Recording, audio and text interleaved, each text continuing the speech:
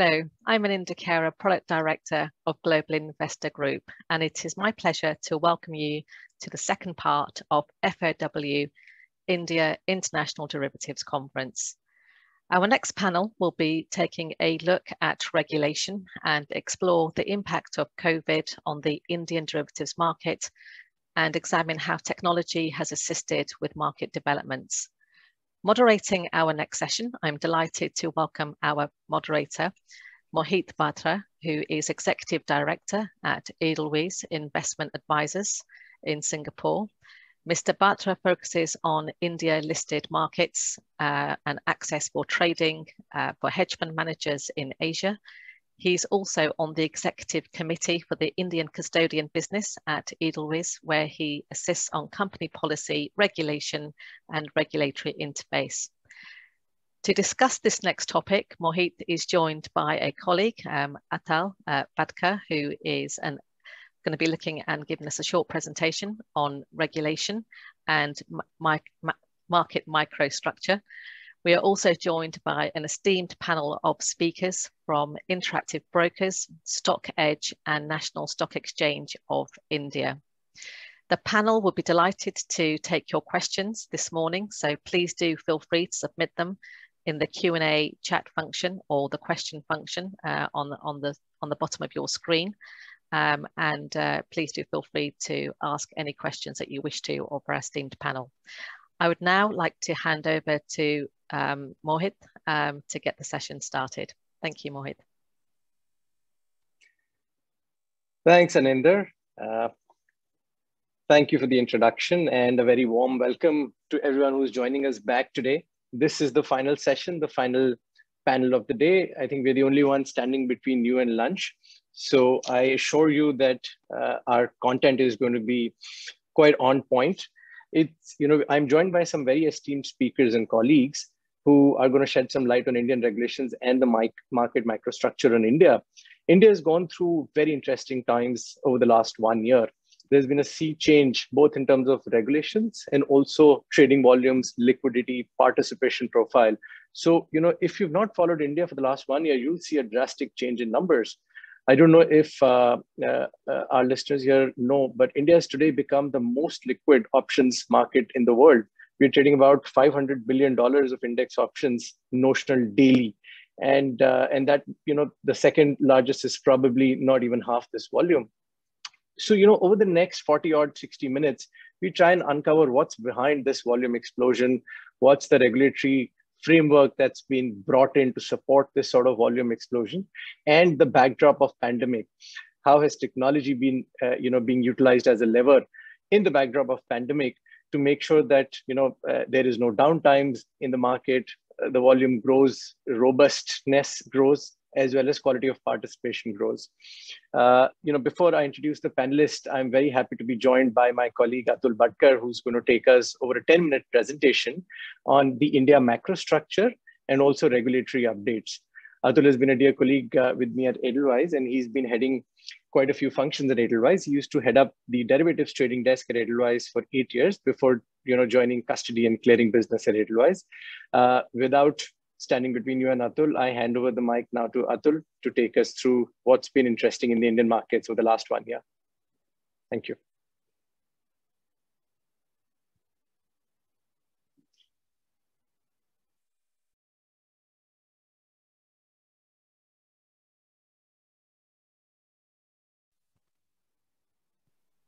Okay, sorry, I had not unmuted myself. I'll go again. Thanks, Mohit, for that introduction. And a very good morning, good afternoon, and good evening to all our friends and the viewers who joined in from different parts of the world. My name is Atul Batra, and I have a total of about 19 years of experience in India. And of this, I've spent 14 years with Edelweiss, like Mohit mentioned. The first 11 years until December 2017, I was heading the institutional equities and equity derivatives trading. And over the last 3.5 years, I'm responsible for international business development. My focus today is going to be on the larger Indian market microstructure, along with a few key regulations that have really helped enhance this market. I'm sure the first session that happened with Vaishali and John and Sandeep would have been very enlightening. Even the session that's going to happen after me with with Vivek, Hari, Ankit, I'm sure we will hear a lot more information on India. But my focus really is to just talk about some numbers and data that will help set a context as to what sets India apart. I remember when, until about 8-9 years ago, when I used to attend international conferences across the globe, India was not really known for as a large market or an important market for global investors. But I think in the last 10 years, it has substantially changed. Even if you just look, and the best proof of the pudding is actually when you see the volumes. So Mohit did mention about the volumes that specifically in the equity derivative space, have really gone up by maybe 7, 8, 9 times. There is some context I'd like to set before I get to the numbers. So to begin with, just to talk about India's GDP, I think we've had a very consistent GDP growth. One interesting aspect about India is that I remember in 2000, the total GDP of India was about 500 billion US dollars, right? And today we are almost 2.7 trillion USD. We have a very unique way of almost doubling our GDP every 7 or 8 years. And very soon we will touch the 3 trillion mark. After the blip of COVID-19 in 2020, where you can really see that there's a little bit of a fall, the IMF expects India to rebound substantially in 2022. Talking about some emerging market flows, as you can see, historically and even recently, India and China have been some of the best beneficiaries of flows from different parts of the world. For example, in CY20, as you can see, we got more than $24 billion of foreign inflows into the country, and even in the financial year, in fact, the first 3 months of this calendar year, we've seen approximately close to $7 or $8 billion of money already come into India. We see this trend very structural in nature. Being in the markets for over 15 years, I remember the flows used to be nowhere close to these numbers in the 2010s. But after 2014-15, especially when you had a very stable government and very strong exchanges in India, we've seen substantial growth in our FPI volumes, not just in equities, but as well as equity derivatives. On the back of that, this chart on the bottom very clearly speaks about how the performance of India has been. I think along with KOSPI and the S&P 500, India has pretty much stood its course. We've had almost 14% year-to-date performance in the Nifty. And the way we're seeing flows continue from both domestic as well as institutional foreign investors, we see this growth continuing. Of course, there's going to be periods of consolidation, a bit of correction, but we believe that the growth is going to be pretty structural in nature.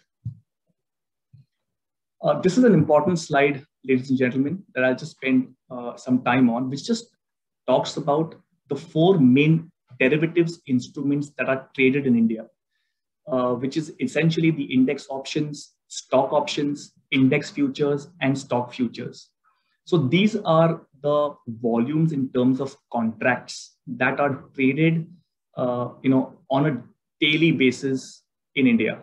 The best part about this country is that we have a very all-rounded participation. Like, unlike even some of the most advanced Western economies, a lot of market participation is kind of controlled by the top 10, 15, 20 players.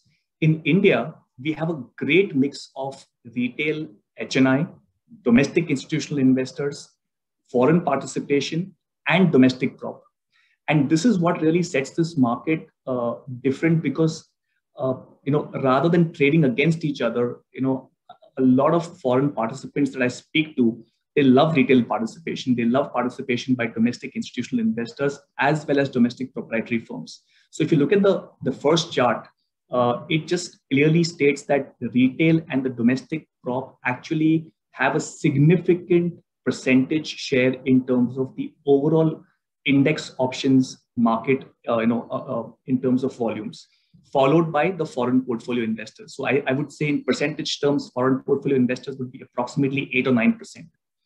You see the same performance pretty much in the stock, in the chart below, which speaks of stock options. Again, the domestic prop and the retail investors really rule the roost in terms of daily volume. And you're again seeing foreign portfolio investors just beginning to kind of expand their pie in the overall market share. Similarly, in index futures and stock futures, it's no different. We already mentioned at the beginning of the presentation that especially for stock futures and index options, India is the largest market in the world already. And the best part is we started this market only in 2000, 2001. So in the last 19 years, I think to be the largest market in the world, I'm sure as a country, as market intermediaries, as a regulator, as market participants, we've done a lot of right things. This is again just giving you a very impressive 4 graphs I've got. In the previous graph, we spoke about the participation by different sets of investors. But in this market, in this particular slide, I want to focus on the volume growth that you've seen. As you can see, the index futures has had a very structural volume growth over the last 4 years. Similarly, for stock options, this used to be a much smaller market. I think on a notional basis, this trades approximately $20 billion a day. And same thing with index options. I think we already mentioned it trades about $500 to $600 billion every day. In terms of premiums, it trades approximately $5 to $6 billion a day. So the kind of volume participation as well as the growth, this is, I think this demography in our country is actually in some sense quite unparalleled, because when you see these graphs in other markets, you don't see that structural growth across participants. And over the last 5 years, this graph, as you can see everywhere, probably in the stock future, it's kind of flattening out, but in the other instruments, it's been structural. This has also happened because you've seen a lot of foreign participation from hedge funds, quantitative trading firms, and high frequency trading firms. A lot of foreign participants have also set up domestic onshore shops to trade cash equities. And this is also a trend that we are seeing kind of increasing in the last 2 years. Given all this, I think we are perfectly poised for the next decade.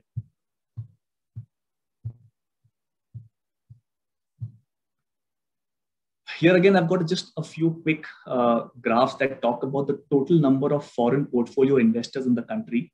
In 2017, we were 8,000. And in 2021, as we speak, we are already about 10,800. The first foreign portfolio investor in India came way back in 1991. So in the last 30 odd years, we've seen about 10,800 participants in this country from foreign countries. And they come in all formats. So you have the long onlys, the pension funds, sovereign funds, university funds, hedge funds, quantitative trading funds, HFTs, all formats of foreign institutional investors have participated in this journey.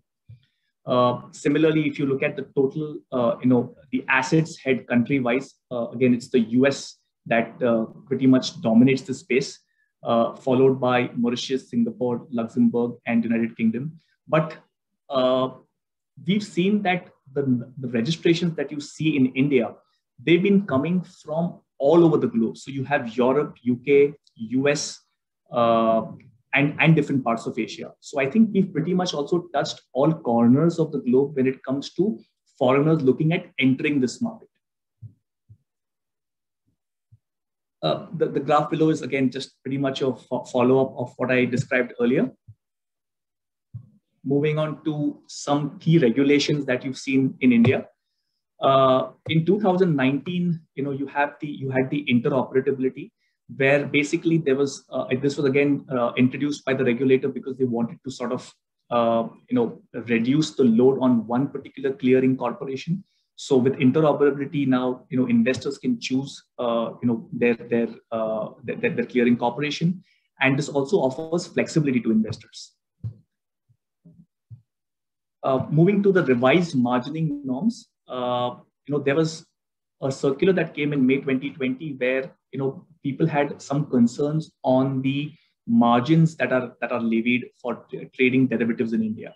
By the introduction of this circular, for example, if you were selling a straddle and you had to put 20% on each strike, by basically buying calls and puts on the opposite sides as wings and making yourself hedged, the overall margin requirement in India comes down substantially. So this circular actually helped grow the market because people who were trading options, especially foreigners, this circular helped them to trade this, I would say, a more disciplined fashion. Same thing for domestic investors. Rather than just selling options, across the board, you probably have a well-hedged position and your overall margin requirement comes down drastically. There was also a circular introduced in 2020, which is the peak margin circular. In this circular, again, earlier clients could, take intraday leverage to a much larger extent. Now the regulators and the exchanges are ensuring that clients trade to the extent of the margin that they bring in to their brokers or to their clearing members. This has also been very effective and impactful because initially we did think that this will probably have some kind of negative impact on volumes, but data clearly, which I showed on the previous slides, has shown that even this has not deterred investors both internationally and domestically to keep trading the way they used to.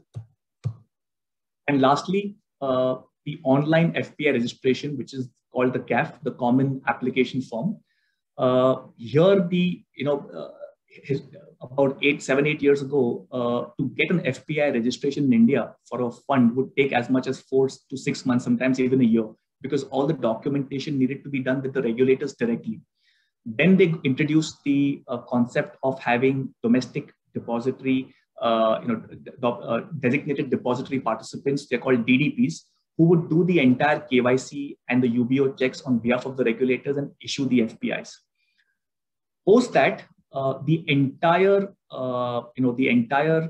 registration process, in some sense, became online. So in approximately, I think it was May 2020, just last year, when the online form was introduced. And today, with the introduction of this, you can actually get your FPI ID in under a month.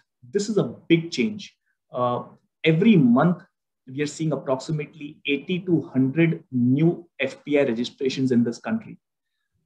And this regulation has just helped to kind of ease the process of onboarding new FPIs. Moving on to Gift City, I know in the previous, panel, we spoke about Gift City in detail, but I'll just touch upon maybe 2 or 3 points here. Number one, the existing FPIs in India can now actually move to the Gift City regime, and they can set up an FPI in the Gift City itself. This comes with certain added advantage, like for example, because it is FATF compliant, there is minimal compliance requirements. And earlier, if FPIs would look at coming into India, they would look at specific jurisdictions like the Cayman Islands, Mauritius, Singapore. But with Gift City opening up, they have a choice of setting up an FPI in Gift City itself. And I mean, it will be set up in the form of an AIF, but that AIF can get an FPI registration in India and they can trade Indian markets seamlessly. Lastly, of course, there are, because there is, we want to be as competitive as some of the jurisdictions overseas like Singapore, Mauritius. It also offers pretty impressive tax advantages for derivatives trading. And it's also globally competitive. So the idea is to have a lot of foreign funds set up their funds in Gift City, not just to trade India, but also to trade overseas jurisdictions. That's the real objective behind this move. Lastly, to get your FPI registration, because we're seeing a lot of foreign participation in this conference. Just to take you guys through how to get an FPI registered in India, You start with the KYC, which helps you get your FPI ID and a PAN card, followed by opening up your custody and demat account for cash equities trading. Then you move to the futures and options. If you want to trade derivatives, you will have to appoint a clearing member in India. You obviously need to have a trading and execution account set up, which there are several brokers in the country who you can do that with. The interesting part over here is you can have as many brokers as you like to trade with as a foreign portfolio investor. But in terms of custodian and in terms of clearing member, you can only choose one. And for the funds who are looking at doing HFT trading or they want to be co-located, there are a lot of firms out there, including Edelweiss, that can help you set up the entire infrastructure at the co-location the way you like in approximately a month or two. And of course, you need to have a bank account in India as an FPI, because that's where the USD gets converted into INR, and the INR is used for trading. So, with that, basically, I would like to kind of conclude my presentation. I know there is a panel waiting to start theirs soon after mine, but if you have any questions, I'm happy to take them. I'll be around till the end of the panel, but I look forward to hearing questions. And with that, Mohit, back to you to take it with the panel. Thank you so much, guys.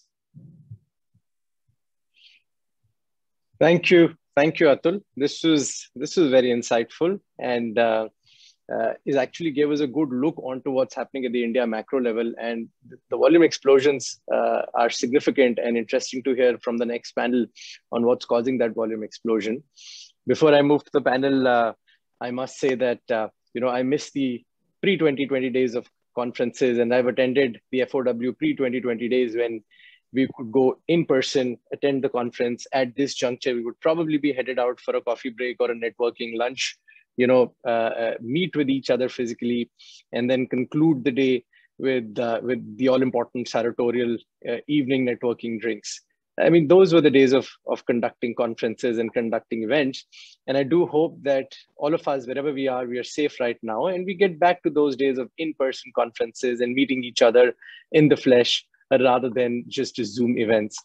But on that ominous note, we'll make best use of technology and the virtual event that we're doing.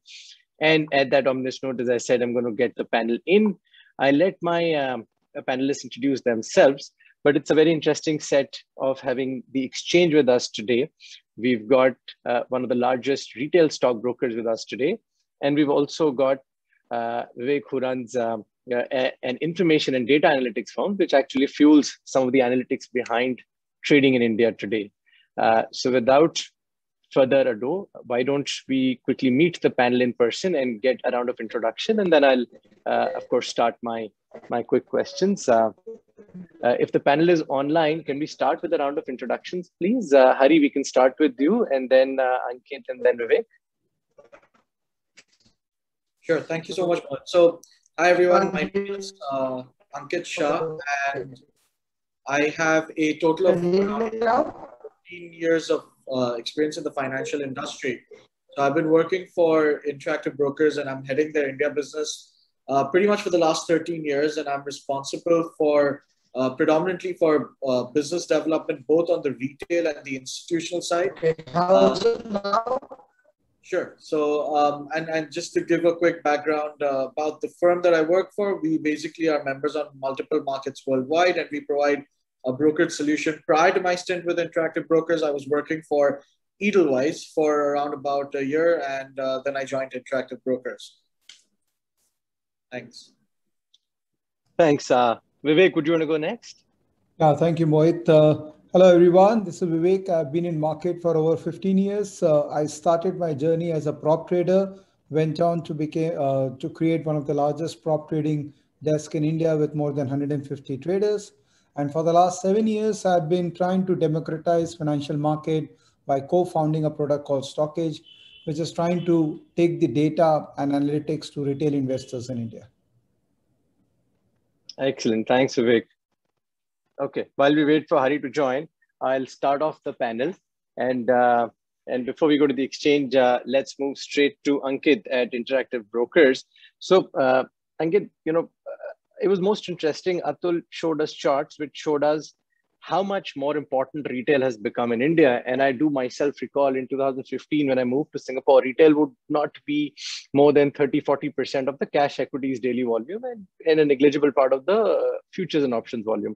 Today, as Atul showed us, retail is about 70% of the cash equities volume daily traded in India, and about 44% of the futures and options aggregate volume. Now that's huge.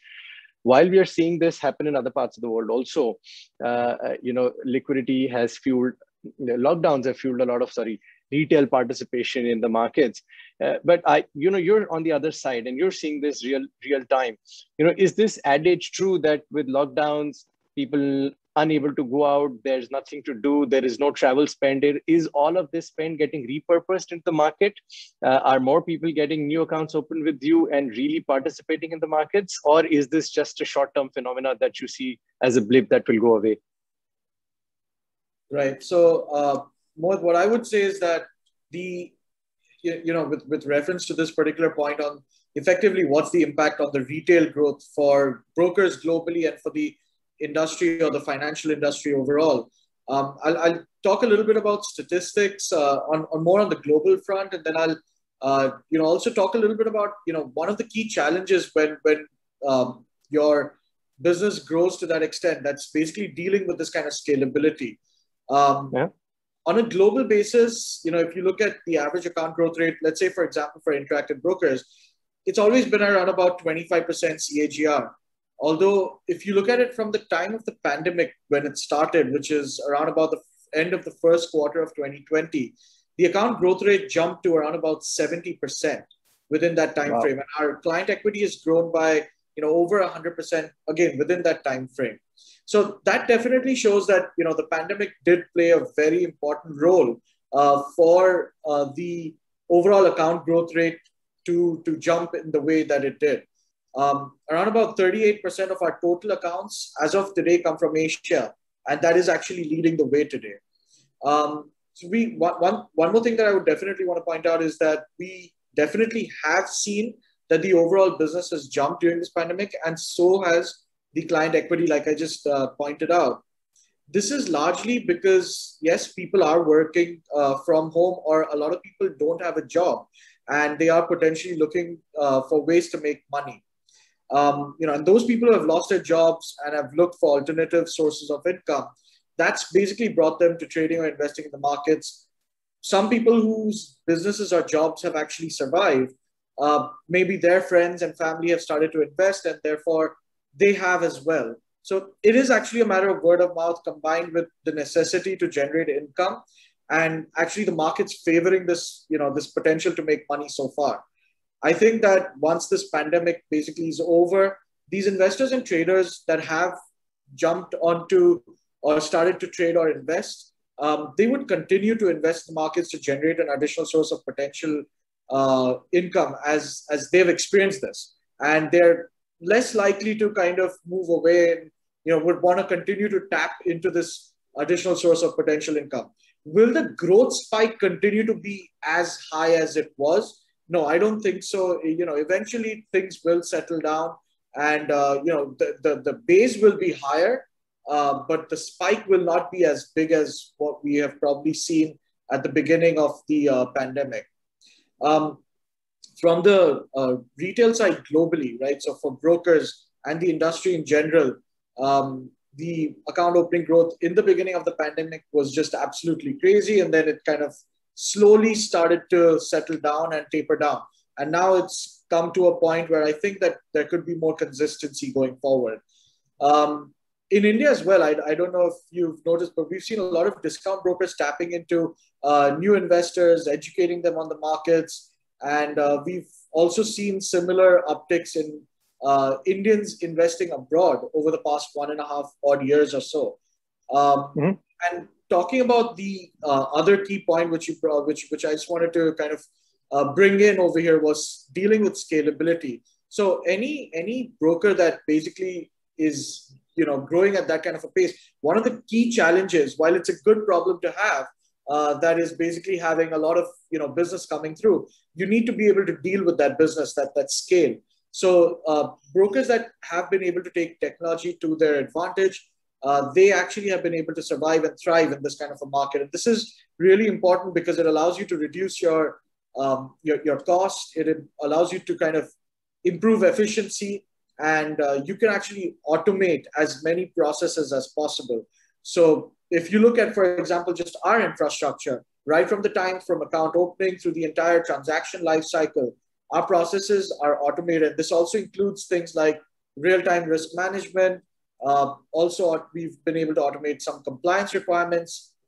We also are able to comply with GDPR, MiFID, and various other global regulations. A lot of it, we've been able to do it by automating the processes. So I think to sum it up, I would say that yes, account growth has come in because of the pandemic.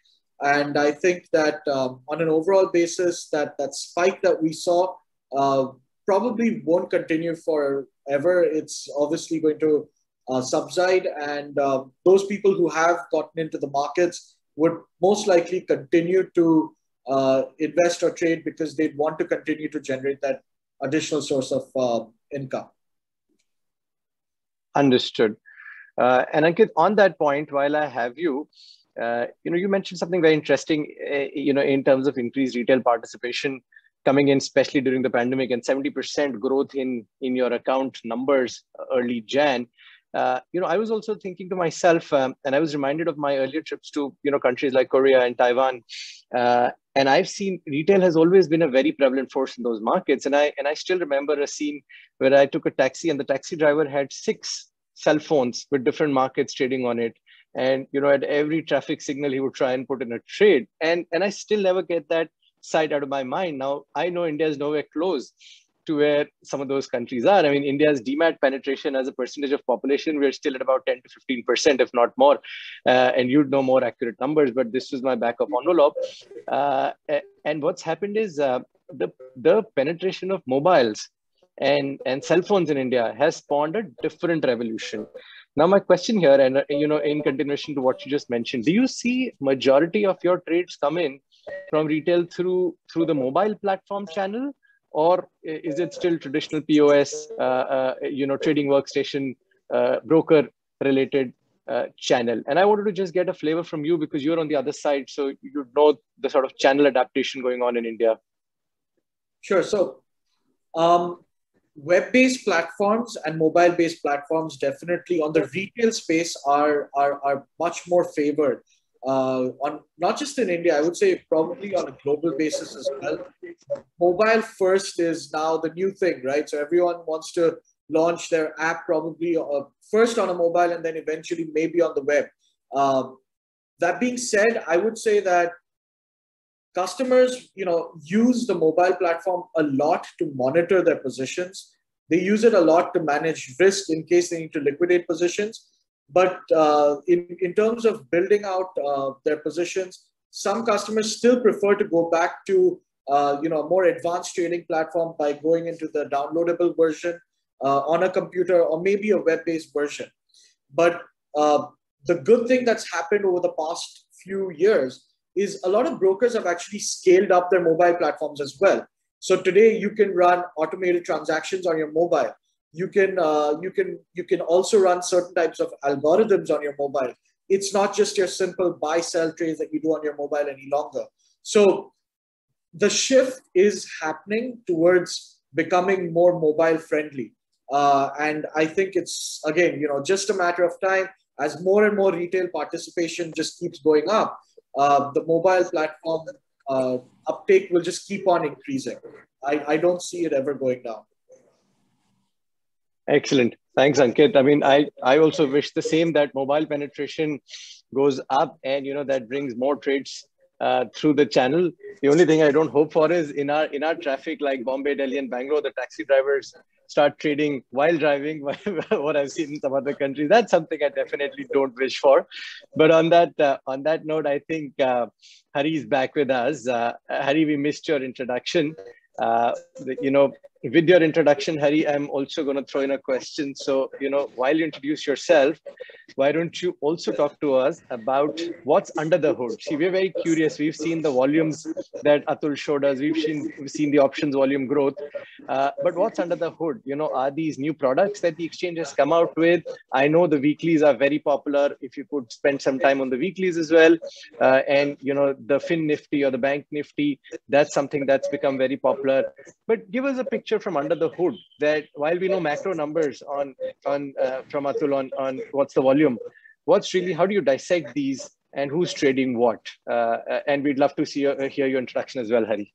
Go for it. Hi, you can hear me now? I'm okay? You can hear me?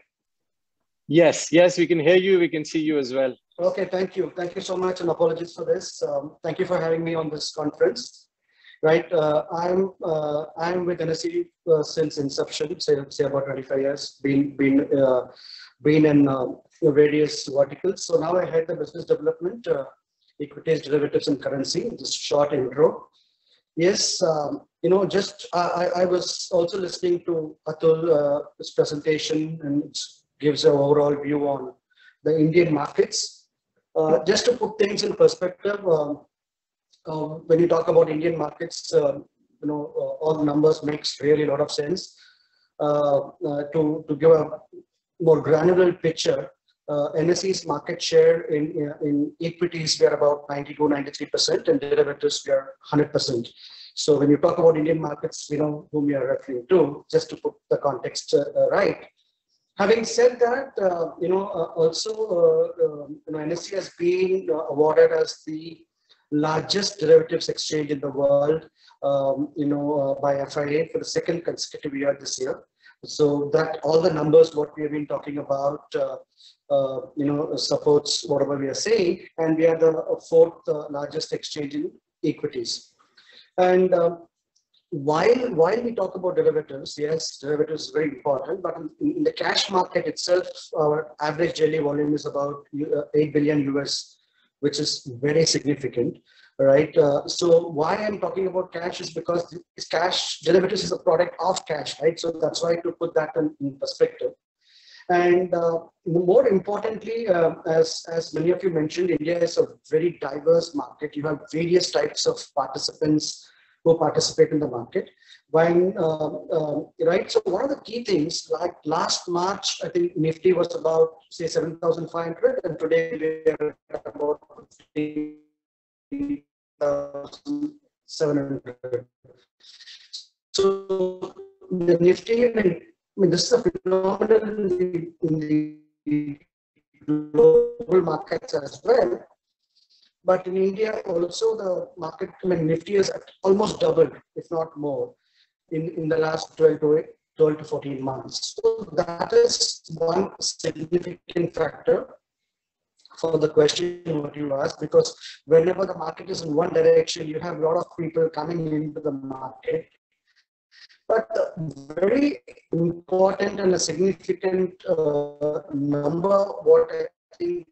Okay, so what Hari said, and just for the benefit of the audience, he said 9 million new investors in the last 18 months, and that's a huge number. That's a significant number, and it's actually similar to what we see in other parts of the world, right? You've seen the same retail frenzy happening in the US.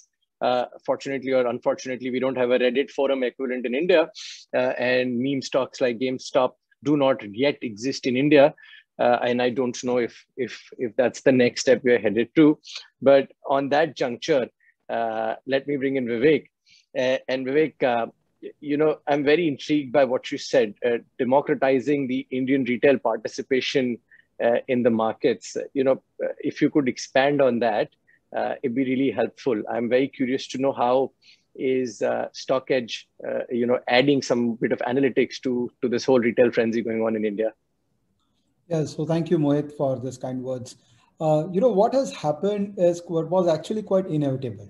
You see the percentage of retail participation in financial market was actually very low pre-pandemic. And this whole thing started when this mutual fund Sahi campaign started in early 2010, when suddenly there was after demonetization, suddenly there was a need of reaching to a critical mass which we all call Bharat. So we all know that, and a lot of market participant in India has been among the top 10 cities.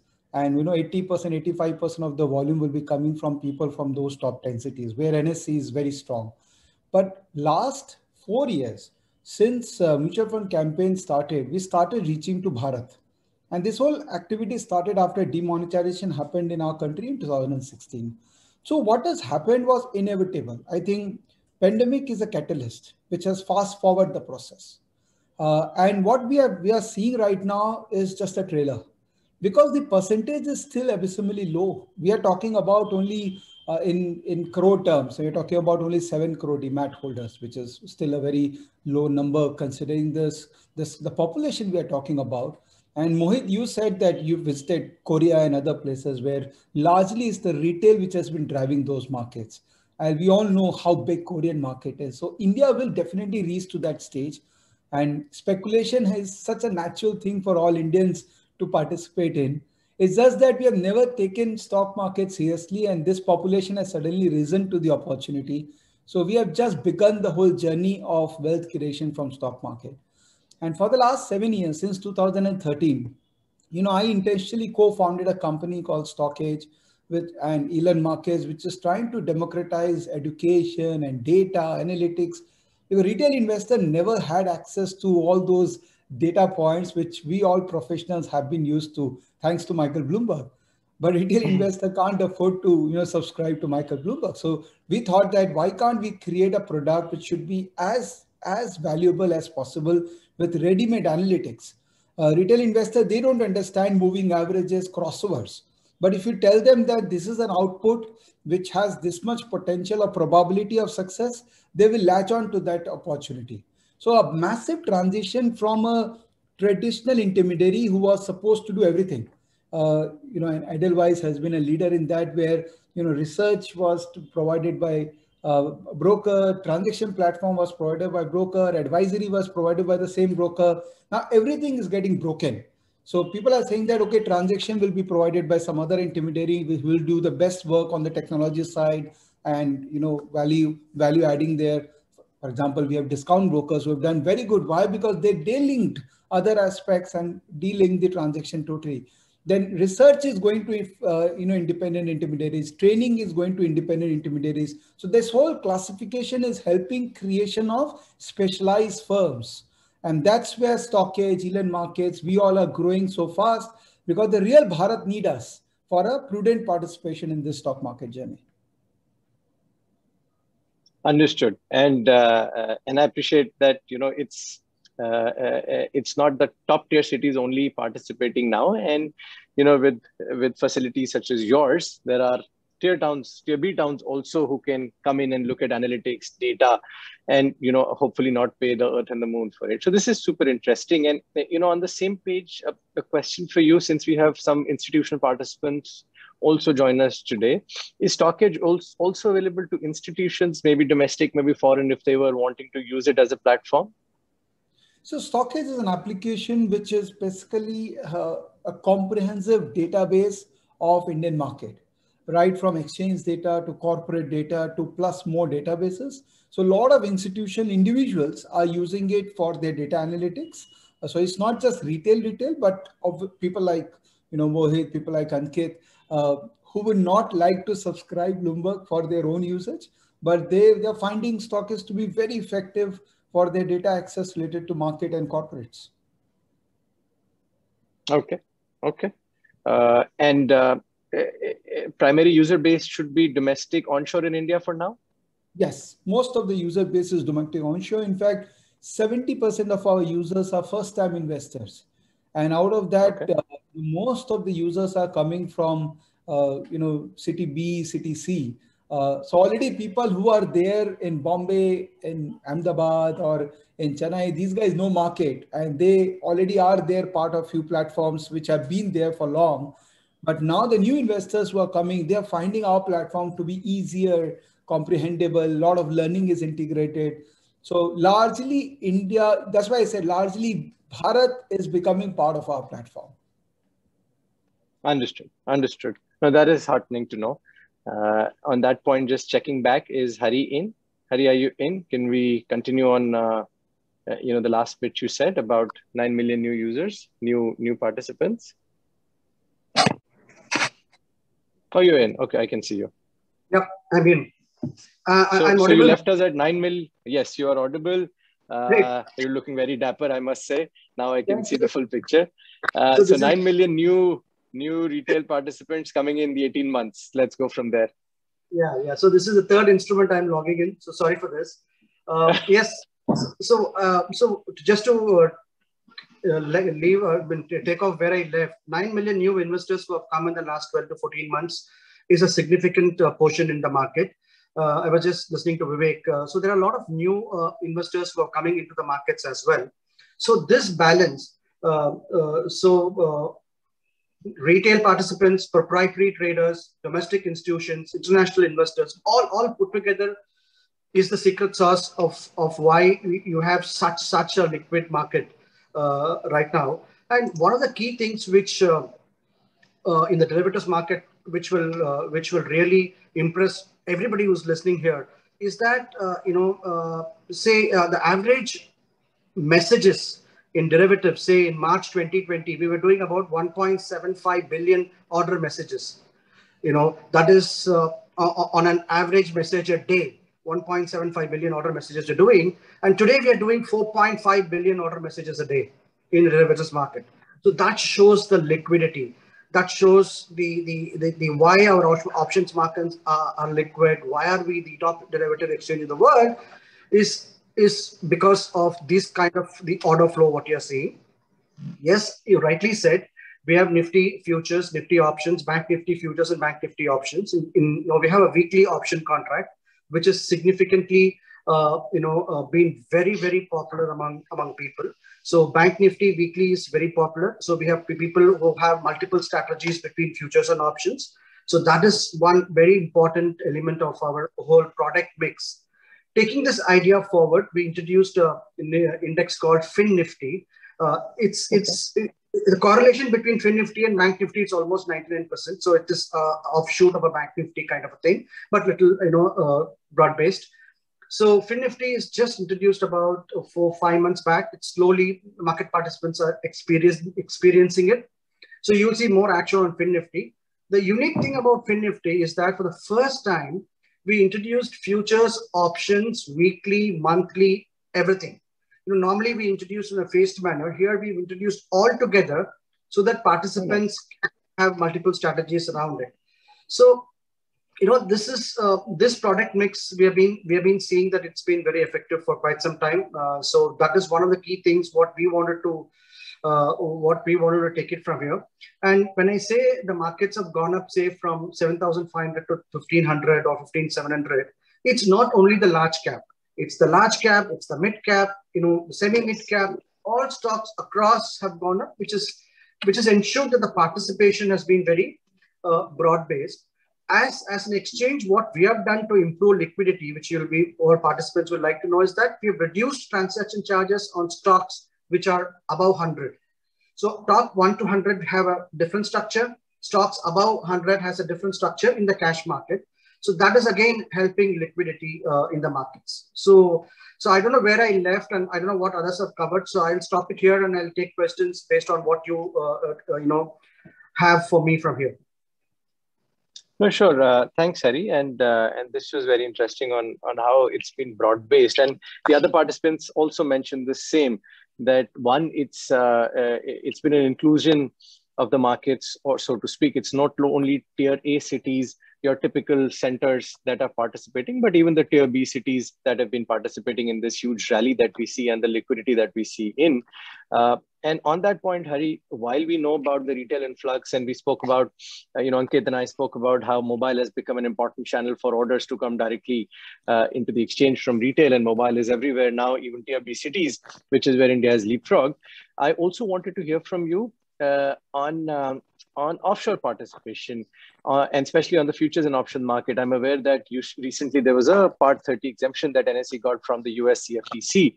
I believe that's already through. And, will that now, has that already started showing you an uptake from US-based institutions on the Indian futures and option market? What are you seeing from that perspective? Yeah, Part 3010 exemption we got in mid-2018 from CFTC. In India's, we are one of the first exchanges to get in India.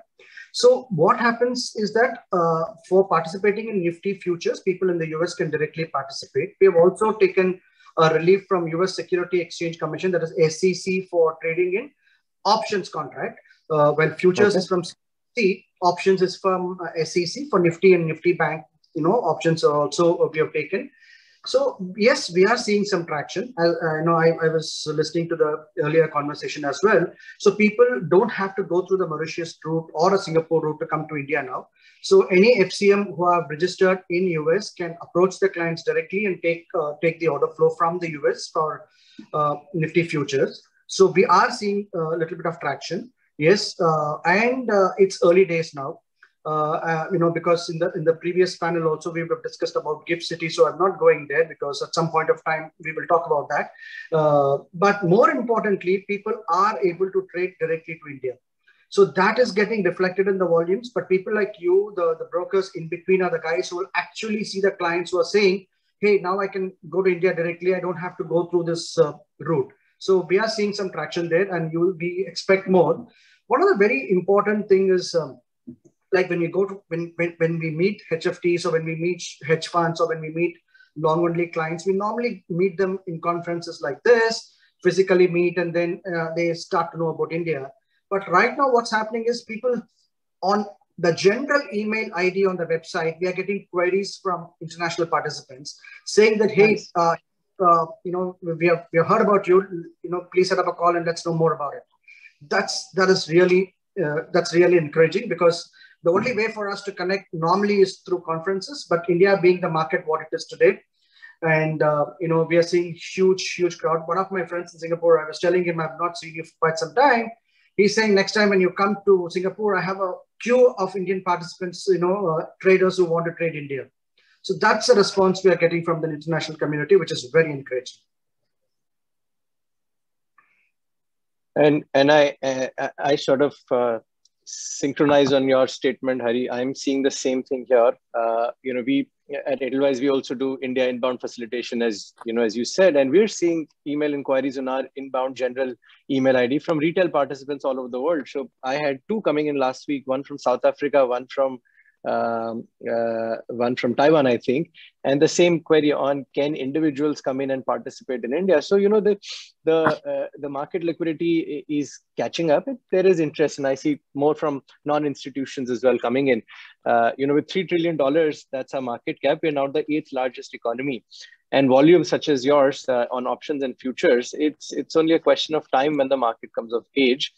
And on that point, Hari, again, I'm going to come back to you here and then move to, in terms of just in the interest of time while I have you with me, with this such huge uptakes in volume, in liquidity, also comes a bit of risk, also comes market downtimes, also comes, issues in connectivity. So what are the 2-3 things the exchange has brought in terms of risk management mechanisms, in terms of either new technology?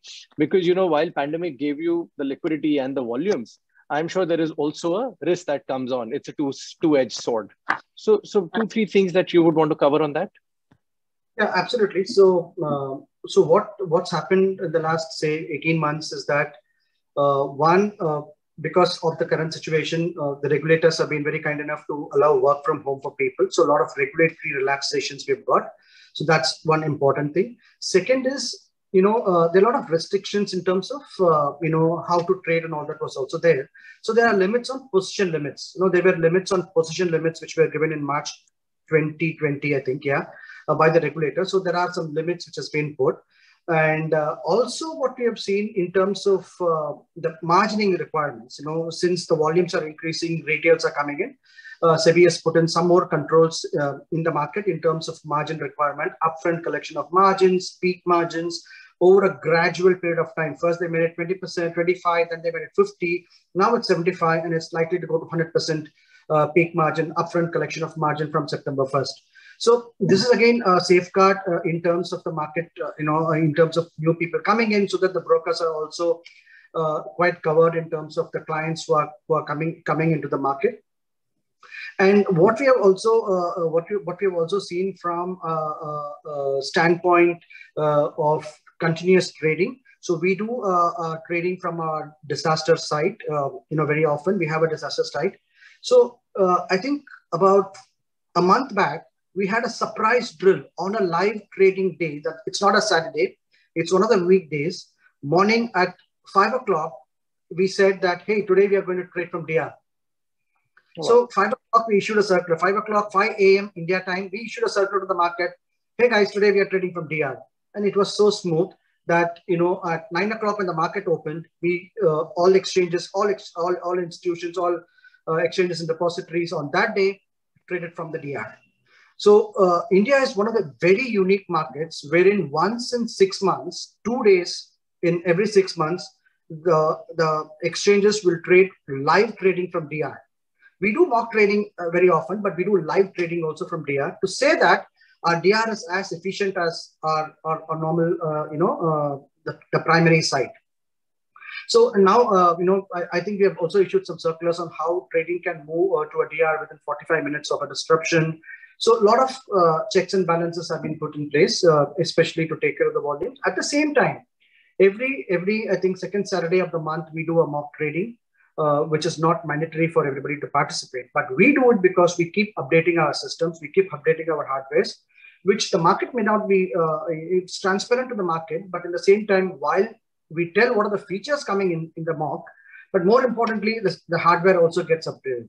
So we are up there with the volumes. We are up there to handle much more than what we can do now. That's always the question which we have, and hope to see more participation from various categories of people. Yeah. Excellent. Thanks, Hari. Yes, and DR is a pertinent activity, especially in terms of pandemic when people are working from home. So I'm very happy to hear that live trading goes on from the DR side, and I think that's going to be a good news for participants here who are dialed in today.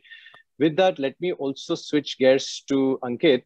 And Ankit, coming back to you on the same question, but with a different spectrum. So instead of inbound, we've all been hearing of how diversification has become an important factor for Indian retail. And when I say diversification, I'm referring to asset classes outside of India. So while Indian equities are a good portion of the retail, and Indian retail is giving volumes on Indian equities, we've seen enough AMCs come out with global funds that will invest in equities outside of India. It could also be non-equity asset classes. So you could have Asian high yield credit also thrown in some of these funds, which will be accessible to Indian onshore domestic investors. From an Interactive Brokers perspective, are you also seeing this flow from India offshore? If you could throw some light on it, is there demand for it, or it's only hearsay? Are you actually seeing the flow? If yes, to what asset classes, what countries are our domestic retail investing in?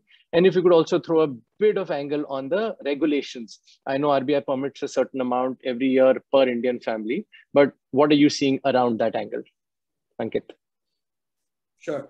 Thanks, Mohit. So let me actually start by telling you a little bit about how we started off in India. So back in 2007, we started off in India. We were offering a global investing solution for Indian residents.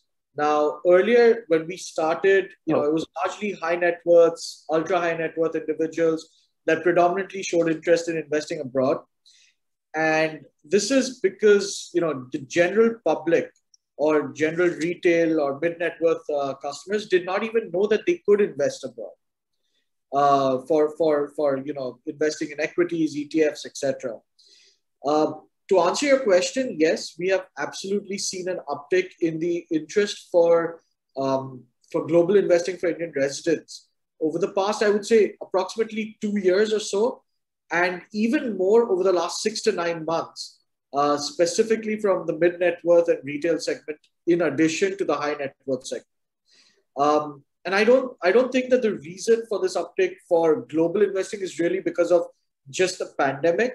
It has to do with also, a lot of local brokers in India have launched global investing as a product to their customers. So when you've got these local brokers kind of tying up with, say, Interactive Brokers and offering their clients the ability to invest abroad, that has definitely helped to spike that amount of customers or amount of individuals starting to invest outside of India.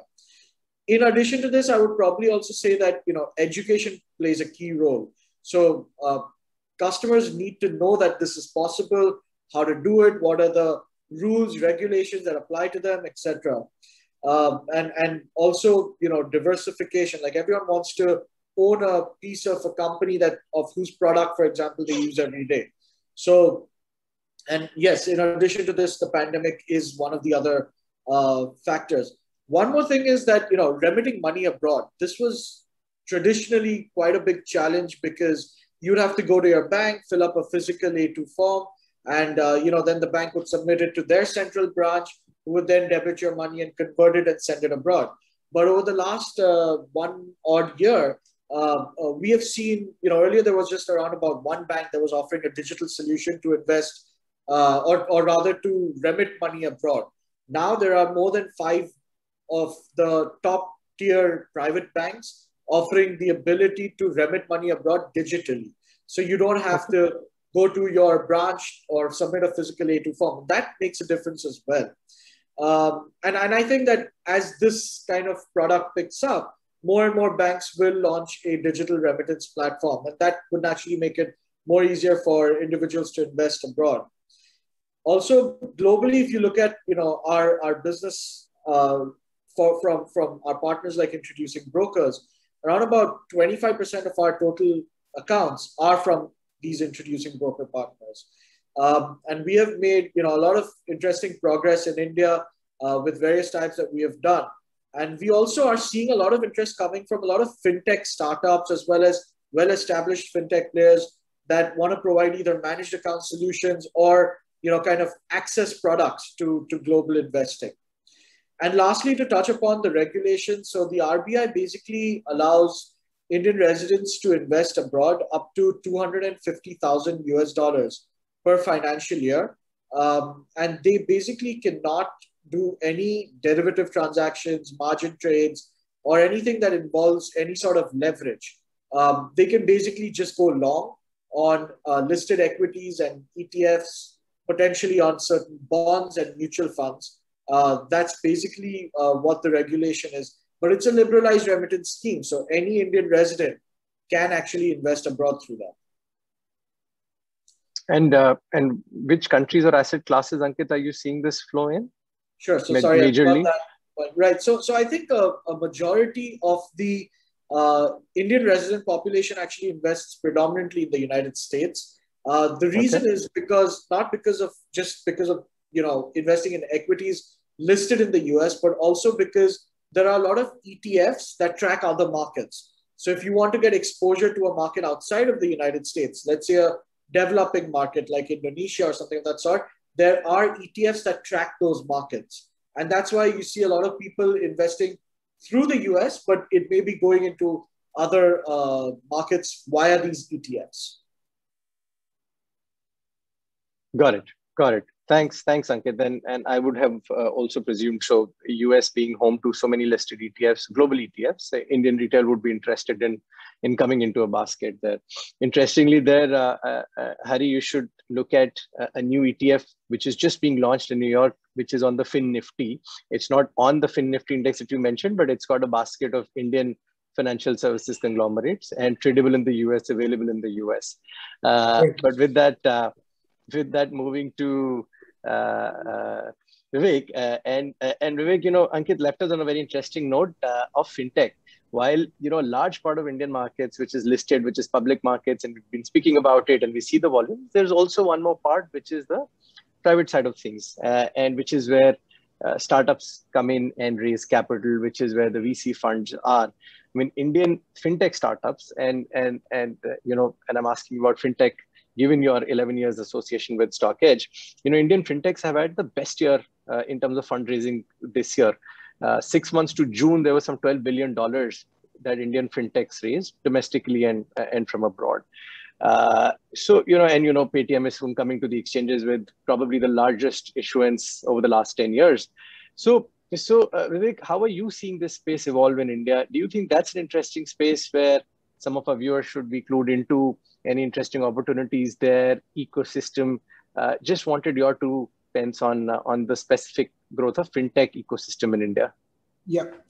So Mohit, when we say fintech growth in India, largely payments and the liability side of the fintech has done phenomenally well. So most of the raise which we have seen is on providing loans to retailers, because the overall debt as a percentage of household in India is extremely low.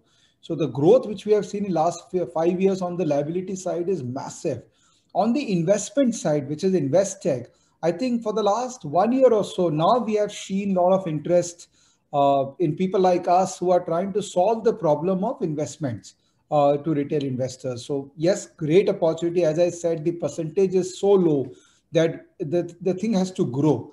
Now, there is one more ecosystem which is getting involved, which is the parallel ecosystem, which is not owned by any broker, but a parallel ecosystem which is wanted to work with all the brokers and create that value-added environment where we get connected to all the brokers. For example, I'm not a broker, but I am connecting to all the brokers. And recently, one of the brokers have also invested in our company. So we are starting with them, and then we will collaborate with all the brokers, which is a parallel ecosystem for the whole industry. So there have been some use cases, the successful ones in India already. And I think coming 5 years, the whole entire ecosystem of brokers, exchanges, and the parallel ecosystem will lead to that magical percentage of, from 4-5% of population that we reach to the 10% of population into financial inclusion.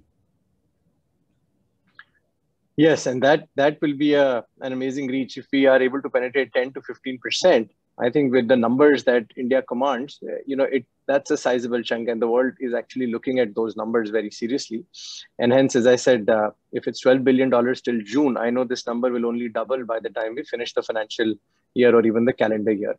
So with that, I think we are at the end of our panel discussion. We have to do a conclusion summary remarks. What I'm going to do is invite each speaker to just make a 1-minute summary of anything that they want to share with our global audiences here. And then we'll hand it back to Aninder, if that's okay. Hari, you want to go first? Just a 1-minute summary each, and then we go back to Aninder. Sure. So thank you. And so as I mentioned, that it's a phenomenal opportunity for us to be here in front of a global audience.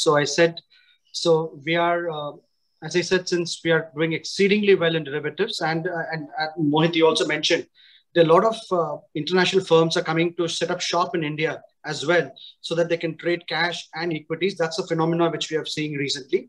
But nevertheless, to start, I think the first start is to come as an FPI, start trading Indian derivatives markets, start trading Indian markets through NSE. Then you can see how the markets are, how liquidity is, whether it suits your strategies, and then take it forward. So we are happy to engage with you in any sort of a conversation. So please feel free to reach out to us. And I have nothing more to add. Thank you. Perfect. Thank you, Hari. Thank you for that. Ankit, parting thoughts from you? Sure. Thanks a lot, Mohit. So thank you everyone for attending today's conference. I think, overall, as I've mentioned throughout this presentation, that the growth during this pandemic has been phenomenal. It's been great. And there's, definitely a lot more to come on the global investing space. If there is one thing that I would want to part way with is that over a period of time, you're going to see global investing becoming a part of the general product base that almost every broker would have or would need to have, because it's rather than a product that is more on demand, it's actually going to become a necessity. And we're already seeing that happening over a period of time. Other than that, I think, overall, the markets have, been great for everybody. And that's it from my side. Thanks, Ankit. Vivekji, some summary thoughts from you? So I'll just say that, what India has done historically, and we have seen the growth of Indian market. So, but you'll be surprised to see what Bharat can do in coming 5 years. So you can't stay away from us. I mean, this is one market you have to be totally glued to. Excellent. Golden words to summarize this. Thank you, Vivek. And I will take that away. You have to be glued to India. You cannot ignore it. Thank you. And with that, we hand it back to Anindal. Thanks, Mohit. Yes, great concluding words, I think, there. That was a great session, very useful and informative. I'd like to thank Atul for giving us an initial presentation and sharing sort of an update on the macro and micro market structure. That was very useful to see some of the statistics there. I'd also like to thank Harry, Ankit, and who have I got? Vivek as well on the screen. Thank you very much for sharing your views on technology, automation and mobile. It's very interesting to see how they've all played a key part in enabling the growth of the Indian derivatives market. So that concludes our session for this morning. I'd like to thank our delegates for sending in their questions and interacting with the panel. We hope you found it very insightful. I'd like to thank all of our speakers who have contributed to today's sessions. And on behalf of Global Investor, I'd like to thank our sponsors, DBS, B3, Sidel Securities and TMX Group for their invaluable support, without which this event would not have been possible today. We hope everybody has enjoyed the discussion. Lots of topics have been shared today, and if you have missed anything, both panel discussions will be available on demand, and you will be sent a link in the next foreseeable future. In the meantime, as Mohit said, we look forward to welcoming you back in person at FOW events in the future. In the meantime, I'd like to thank everybody for joining today and participating, and goodbye for now, but we'll see you again very soon. Take care. Thank you very much, everybody. Thank you. Bye-bye. Thank you. Bye-bye.